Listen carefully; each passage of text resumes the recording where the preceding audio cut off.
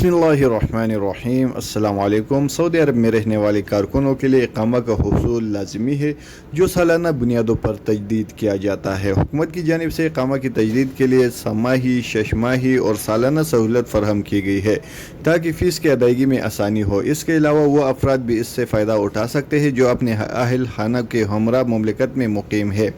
इकामा की तजदीद में मज़कूर सहूलत देने से ज़्यादा फ़ायदा अहल खाने के हमरा मुकीम तारिकीन को होगा, जो अपने मेम्बरान पर आयद माहाना फ़ीस यकमुश्त जमा कराने की नई सहूलत से तारिकीन के अहल खाना पर आयद फ़ीस सहमाही जमा कराने के बाद इकामा तजदीद कराया जा सकता है। इकामा एक्सपायर है, कफ़ालत की तब्दीली करना मकसूद है। मालूम ये करना है कि क्या मज़कूर सूरत में कफ़ालत की तब्दीली मुमकिन हो सकती है। तो जवाज़ात की जानिब से कहा गया है कि कफ़ालत की तब्दीली एक्सपायर इकामा की मौजूदगी में की जा सकती है।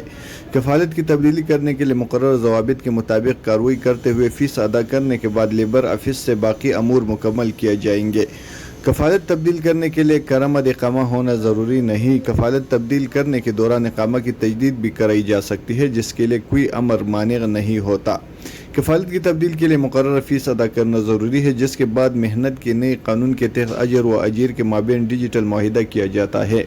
जैसे फ़रीक़ीन मंजूर कर देते हैं, इसके बाद कफ़ालत तब्दील कराई जा सकती है। कफ़ालत तब्दील करने के बाद इकामा की तजदीद के मतलूबा फ़ीस अदा की जाएगी।